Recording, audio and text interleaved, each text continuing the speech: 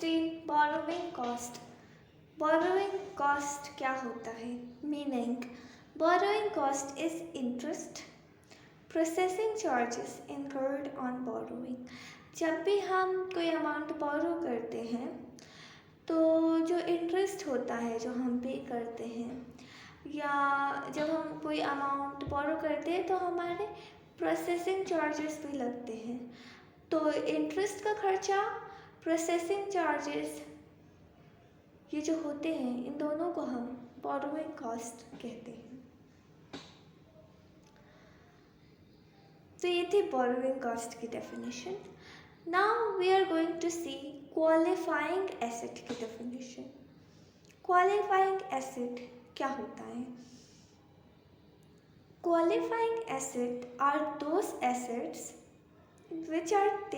which takes substantial period of time to get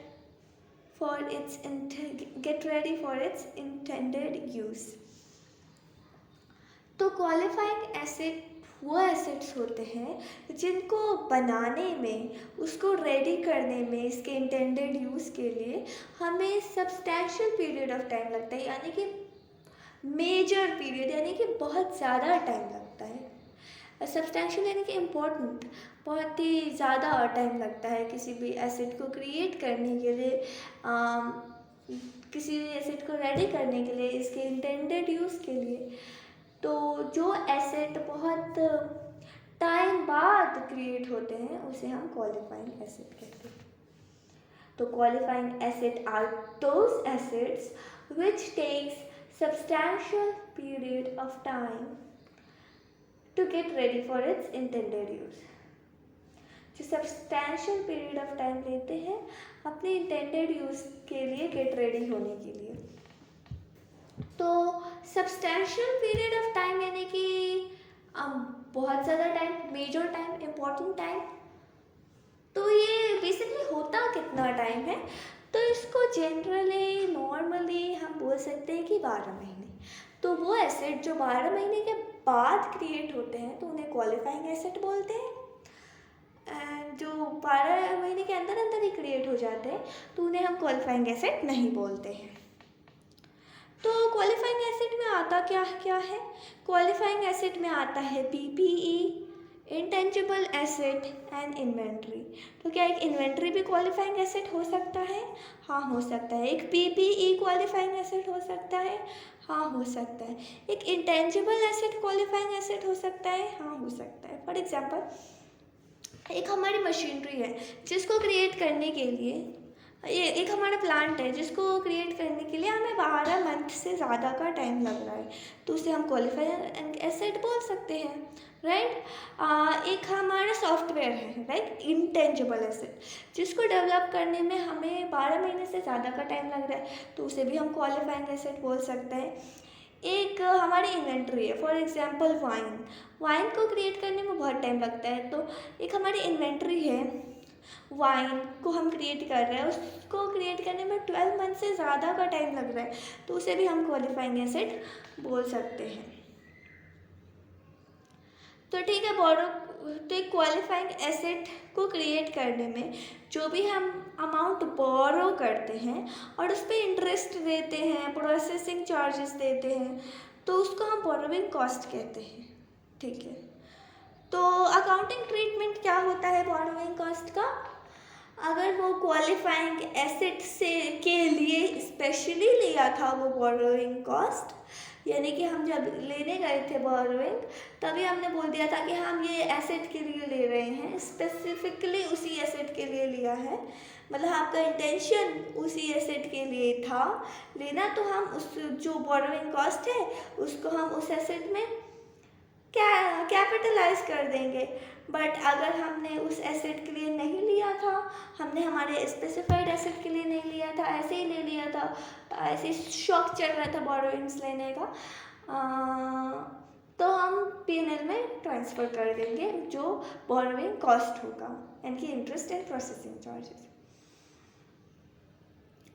तो जो borrowings होती है ना, वो 2 तरीके की होती हैं. एक होती है जनरल बोरोइंग, एक होती है स्पेसिफिक बोरोइंग.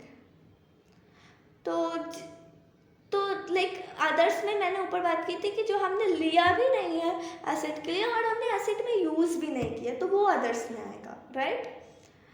जो लोन हमने एसेट के लिए स्पेसिफिकली लिया वो रिलेटेड टू क्वालिफाइंग एसेट होगा। जो हमने एसेट के लिए नहीं लिया लेकिन फिर भी हमने एसेट में यूज़ किया है वो भी रिलेटेड टू क्वालिफाइंग एसेट होगा, बट वो लोन या बोरोइंग जो हमने ना ही एसेट के लिए लिया था ना ही हम एसेट में यूज़ कर रहे हैं, तो वो अदर्स में आता है, ठीक है। तो दो तरीके की बोरोइंग होती है, एक होती है जनरल बोरोइंग, एक होती है स्पेसिफिक बोरोइंग। जनरल बोरोइंग मतलब जो हमने एसेट जो लोन बोरोइंग हमने ऐसे ही लिया था, बार बार लोन यूज़ कर रही हूँ, बोरोइंग जो बोरोइंग हमने ऐसे ही लिया था बट हमने लास्टली हमने एसेट में यूज़ कर लिया, तो वो जनरल बोरोइंग होगी।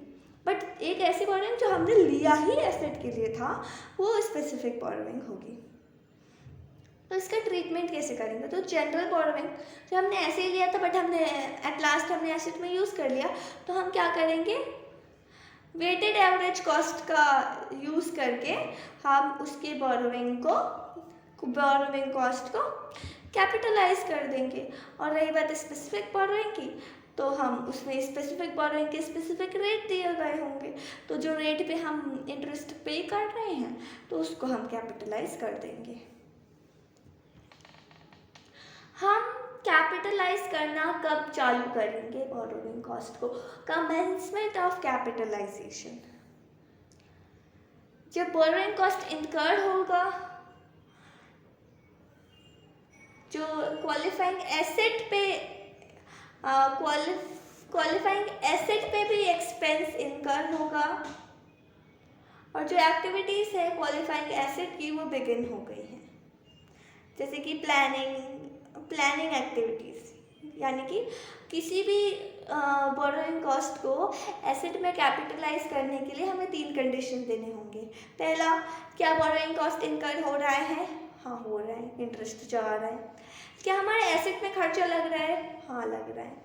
क्या एसेट का काम स्टार्ट हो गया है? एक्टिविटीज़ बिगिन हो गई हैं? हाँ हो गई हैं। एक्टिविटीज़ में प्लानिंग वाली एक्टिविटीज़ भी हो गई हैं, मतलब इंक्लूड होती है। अगर प्लानिंग करना भी स्टार्ट हो गया ना, तो हम मान लेंगे कि हाँ एसेट की एक्टिविटीज़ हो गई है स्टार्ट, राइट। तो अगर तीनों कंडीशन सेटिस्फाई करते हैं, तीनों करने चाहिए, हमें तीनों कंडीशन सेटिस्फाई करते हैं, तब हम कैपिटलाइज करना चालू कर देंगे। सस्पेंशन ऑफ कैपिटलाइजेशन, कब हम कैपिटलाइज करना रोक देंगे?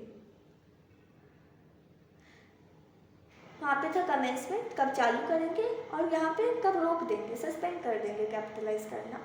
When active development of qualifying asset is interrupted, हम क्वालिफाइंग एसेट तैयार कर रहे थे, बीच में कोई ऐसी सडनली कोई ऐसी सिचुएशन आ गई कि हम अब नहीं कर सकते वो क्वालिफाइंग एसेट में कंटिन्यू, हमारा डेवलपमेंट इंटरप्ट हो गया है, तब हम कैपिटलाइजेशन को सस्पेंड कर देंगे। बट अगर वो डिले जो हो रहा है, इंटरप्शन है, वो टेम्प्ररी है। पहले वाले में अगर परमानेंट डिले होगा तभी हम सस्पेंशन करेंगे, बट अगर वो ऐसी टेम्प्ररी छुटपुट डिले है तब हम सस्पेंड नहीं करेंगे, ठीक है।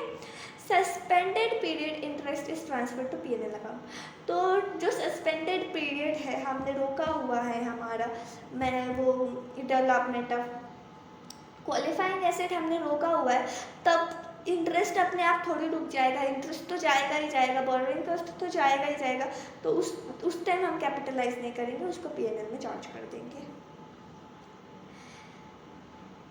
सीजेशन ऑफ कैपिटलाइजेशन, कब कैपिटलाइजेशन बंद हो जाएगा, मतलब खत्म हो जाएगा? पहला था कमेंसमेंट, यानी कब स्टार्ट होगा। सस्पेंशन यानी कि रोक देंगे कैपिटलाइज करना, बीच में ऐसे ही ब्रेक ले लेंगे। सीजेशन का मतलब फिनिश, खत्म, टाटा बाय बाय। तो सीजेशन कब होगा कैपिटलाइजेशन का? When substantially all activities on qualifying asset is completed, qualifying asset को तैयार करने के लिए जितनी भी एक्टिविटीज़ थी उसमें से सब्सटेंशियली यानी मेजर एक्टिविटीज़ मेजरली कंप्लीट हो गई हैं, तो मतलब सब्सटेंशियली ऑल एक्टिविटीज़ कंप्लीट हो चुकी, सारी एक्टिविटीज़ कंप्लीट हो चुकी हैं, तब हम सीज कर देंगे कैपिटलाइजेशन को। मतलब जितनी भी एक्टिविटीज़ है वो मतलब मोटा मोटी हो गई हैं पूरी कंप्लीट, तो हम क्या करेंगे, कैपिटलाइजेशन को ख़त्म कर देंगे। ठीक है। जो बोरोइंग कॉस्ट है उसमें हमें डिस्क्लोजर भी देना होता है हमारे फाइनेंशियल स्टेटमेंट में। तो डिस्क्लोजर इज़ बेसिकली पड़ोस वाली aunty comes up to you and asks you some random questions। तो डिस्क्लोजर में क्या होगा, accounting policy adopted for borrowing cost. तो हमारी पड़ोस वाली आंटी आती है और हमसे पूछती हैं, अरे अरे तुम बोरोइंग कॉस्ट कैपिटलाइज कर रहे हो, हमने ज़रा सुना है। हमने बोला हाँ कर तो रहे हैं। तो कौन सी पॉलिसी अडॉप्ट की है तुमने, बोरोइंग कॉस्ट के लिए तुमने कौन सी पॉलिसी अडॉप्ट की, तुमने बताया नहीं। तो हमने जो पॉलिसी अडॉप्ट की होगी तो वो हम बताएंगे पड़ोस वाली आंटी को। Amount of borrowing cost capitalize during the year. तो अच्छा तुम बोरोइंग कॉस्ट कैपिटलाइज कर रहे हो और तुम ये वाली पॉलिसी भी फॉलो कर रहे हो, हाँ, लेकिन तुमने अभी तक कितना कैपिटलाइज कर लिया बताओ तो ज़रा। तो हमने कितना कैपिटलाइज किया है अभी तक ड्यूरिंग द ईयर।